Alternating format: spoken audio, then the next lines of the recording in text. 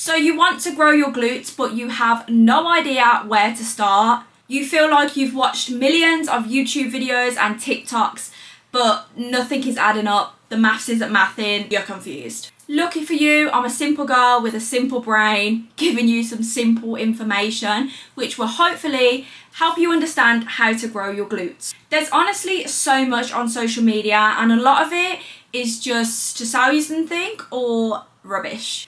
Do this magic exercise, take this magic supplement. Food, probably the most complicated thing out of everything to explain, especially when I'm just talking to however many people and it's not personalised. Got 3 things. Why can't I do that? Calorie surplus, when you want to build muscle and gain weight. Maintenance calories, which is, you just kind of here, your body needs them. Calorie deficit, which is when you're trying to lose weight and lose body fat. If you want to grow your glutes, I would definitely recommend going on a calorie surplus. Yes, you may be able to grow your glutes when you're in a calorie deficit, losing weight, but you're going to grow them much faster in a surplus because you can eat more food and have more protein. It's not just all about calories, it's macros. And macros are your proteins, fats and carbs. Big emphasis on proteins. This is what is going to build muscle but also help you recover session to session. If you're unsure on your calories and macros you should be eating and you don't have access to a PT or an online coach, you can Google a TDE calculator, which is where you put your weight, your height, your activity levels, and that will give you an average of what you should be eating in a calorie surplus, maintenance or deficit. But I definitely recommend, if you can, getting a personal trainer, online coach that can, have that little bit more of a personal touch. Food will have the biggest impact. It's obviously going to help you grow. It's going to help you in your sessions to make sure you're getting the most out of your sessions. You can't cheat your way around food. You can have the most amazing glute focused sessions, but if you're not eating, you're not going to grow. Your workout split. If you want to grow your glutes, you should not be doing 4 upper body days and 1 glute focused leg day. Obviously your glutes aren't going to grow. Again, this is very personal. It depends kind of how much time you have in the gym, how often you can get to the gym, and how you recover session to session. You also don't want to overtrain your glutes.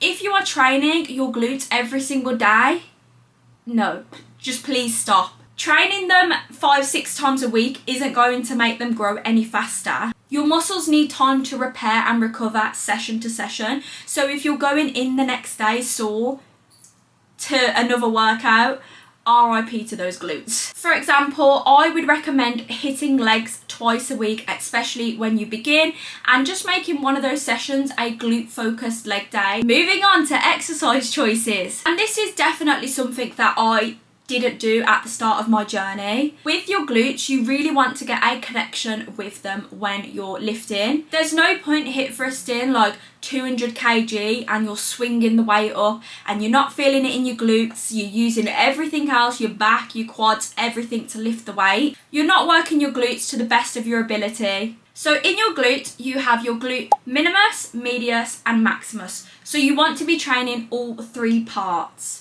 If you want to see a beginner focused glute session, please do let me know. It is really good to hit your compound lifts, your RDLs, your squats, your hip thrusts, but I would definitely recommend doing your isolation exercises too, like your kickbacks, your step ups and all those fun exercises. That is what is going to help build that shelf. Progressive overload. We don't want to be going in the gym giving it 10%, 20%. We're not going to grow, we're not going to build, and we can definitely train harder. I would recommend having a logbook, whether that's in your notes or an actual piece of paper, and tracking your weight every week.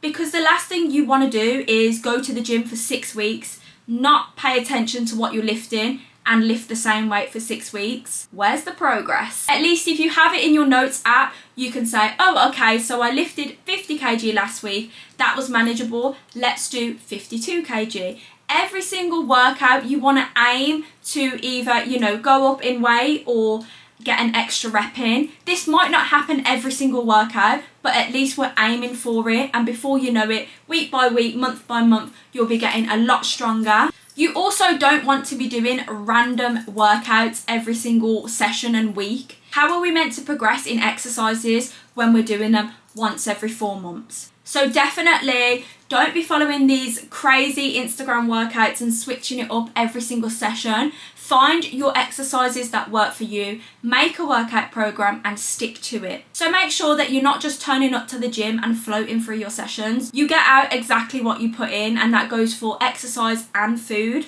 Obviously, genetics. Yes, genetics do play a massive role, especially if you are trying to grow. Where do you store your body fat? Some girlies store body fat in their glutes. I am not one of them and I am jealous. It just really depends on how you are built. Be realistic with your goals. Yes, I am aiming to grow my glutes myself, but I know I'm not going to be looking like Nicki Minaj anytime soon, okay? Genetics do play a big role. I don't think it's an excuse to be like, I can never grow my glutes, It just means that you might progress differently to how someone progresses. You might store body fat differently to how someone else does. It's not a one size fits all. Time.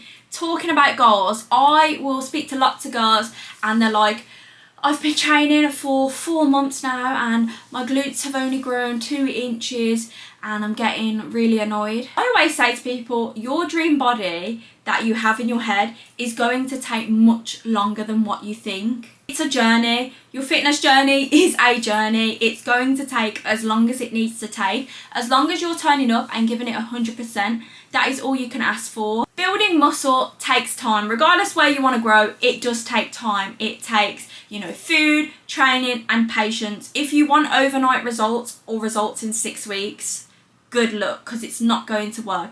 It is all about small progress and small wins, especially when you are trying to gain muscle. It does take a long time. Sorry guys, my camera just died. I always say to my clients, the time is going to pass regardless, whether you commit now or commit in a month. That month's going to go by, so why not just give it your best shot? The month's going to go by, keep doing it, get into the routine of eating well, going to the gym. I tried to keep this as simple as I could so you're not watching an hour-long video. If you want to see a part 2, please do let me know. But these are just the basic tips. Hopefully, I've just made it as clear as possible and hopefully this can help at least one person out. Yes, guys, hopefully you have taken something from this or it's motivated you to get to the gym. But I will see you guys in my next video.